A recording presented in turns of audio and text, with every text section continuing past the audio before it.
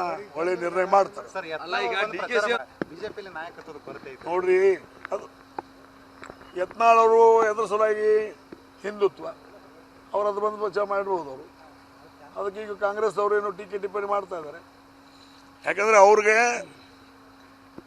ನಾವು ಗೆಲ್ಲೋದಿಲ್ಲ ಅನ್ನೋದು ಖಾತ್ರಿ ಆಗಿದೆ.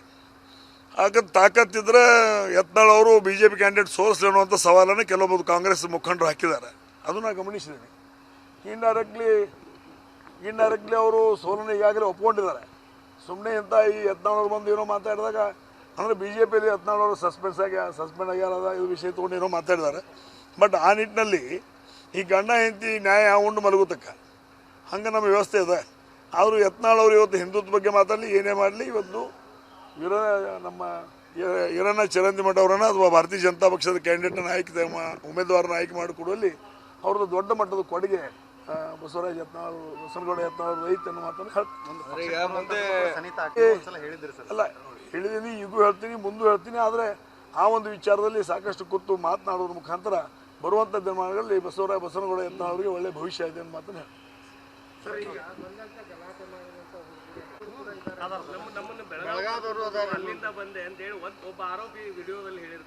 ಹೌದು, ಈಗಾಗಲೇ ಬೆಳಗಾವಿಯಿಂದ ಬಂದವರು, ಅದರೊಳಗೆ ಬೆಳಗಾವಿಯಿಂದ ಬಂದಂಥ ಸಂದರ್ಭದಲ್ಲಿ ಬೆಳಗಾವಿ ಒಬ್ಬ ಭಾರತೀಯ ಜನತಾ ಪಕ್ಷದ ಮಾಜಿ ಮಂತ್ರಿಗಳು, ಅವರ ಅಗದಿ ನಿಕಟಪೂರ್ವ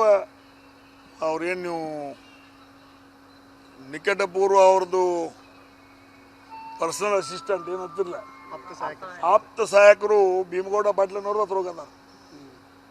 ನಮ್ಮ ಗೋಕಾಕದ ನಗರಸಭೆ ಮಾಜಿ ಅಧ್ಯಕ್ಷರು ಅದಾರ, ಮಾಜಿ ಜಿಲ್ಲಾ ಪಂಚಾಯತಿ ಎಲ್ಲ ನಮ್ಮ ಪಕ್ಷದವ್ರ. ನಿನ್ನೆ ಗಲಾಟೆ ಒಳಗೆ ಇವತ್ತು ಸರ್ವಸಾಧಾರಣವಾಗಿ ಏನು ನಮ್ಮ ಬೆಳಗಾವಿ ಜಿಲ್ಲೆಯಿಂದ ಬಂದವರು ಅದಾರ, ಇಡೀ ಬೆಳಗಾವಿ ಜಿಲ್ಲೆಯವರಲ್ಲ, ಅವರು ಸೀಮಿತವಾಗಿರ್ತಕ್ಕಂಥ 1-2 ತಾಲೂಕಿಗೆ ಸೀಮಿತವಾಗಿರ್ತಕ್ಕಂಥವ್ರು ಅದಾರ. ಅವ್ರ ಉದ್ಯೋಗನ ಅದ. ಅದು ಇವತ್ತು ದಿವಸ ಆ ಸರ್ಕಾರ ಬಂದರೆ ನಮ್ಮ ಭಾರತೀಯ ಜನತಾ ಪಕ್ಷದ ಮಂತ್ರಿ ಜೊತೆ ಇರ್ತಾರೆ, ಈ ಸರ್ಕಾರ ಬಂದರೆ ಕಾಂಗ್ರೆಸ್ ಮಂತ್ರಿ ಜೊತೆ ತಿರುಗಾಡ್ತಾರೆ. ಆ ಕೆಲಸ ಮಾಡಕ್ಕೆ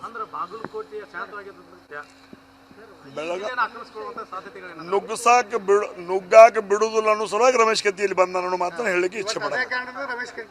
ಅದ ಕಾರಣತೆ ಅನ್ಬೇಡ್ರಿ, ಅಂತ ಒಂದು ದರೋಡಿಕೋರ ರಾಜಕಾರಣ ಅಥವಾ ಈ ದರೋಡಿತನವನ್ನ, ಈ ಗುಂಡಾಗಿರಿಯನ್ನ ಇದನ್ನು ತೆಗೆದು ಹಾಕಬೇಕು, ಬೇರ್ ಸಮೇತ ಕಿತ್ತು ಒಗಿಬೇಕು ಅನ್ನೋ ಸಲುವಾಗಿ ರಮೇಶ್ ಕತ್ತಿಯಲ್ಲಿ ಬಂದಾನ.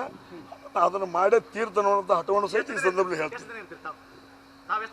ನೀವೆಲ್ಲಿ ತಕ ಇಟ್ಕೊತಾರೆ ಎಲ್ಲಿ ತಕ ಇರ್ತೀನೋ, ಯಾಕಂದ್ರೆ ನೀವೇ ಹೇಳೋರು ಮತ್ತೆ ವಿನಯ್ ಒಂದು ಟೈಮ್ ಮುಗಿದೈತಿ, ಬ್ಯಾರೆ ಜಿಲ್ಲೆ ಹೋಗೋಲ್ಲ ಮಗ ಅಂತೇಳಿ ನೀವು ಅನ್ನೋರು. ಅದಕ್ಕೆ ಚುನಾವಣಾ ವೇಳಾಪಟ್ಟಿ ಪ್ರಕಾರ ಎಲ್ಲಿವರೆಗೆ ನಾನು ಚುನಾವಣೆಯಲ್ಲಿ ಭಾಗವಹಿಸಂತ ನಮ್ಮ ಮುಖಂಡರು ಹೇಳ್ತಾರೆ, ಅಲ್ಲಿವರೆಗೆ ಚುನಾವಣೆಯಲ್ಲಿ ಭಾಗವಹಿಸಿ ಮನೆ ಮನೆಗೆ ತಿರುಗಾಡಿ ಪಾದಯಾತ್ರೆ ಮಾಡಿ ಮನೆ ನಾನು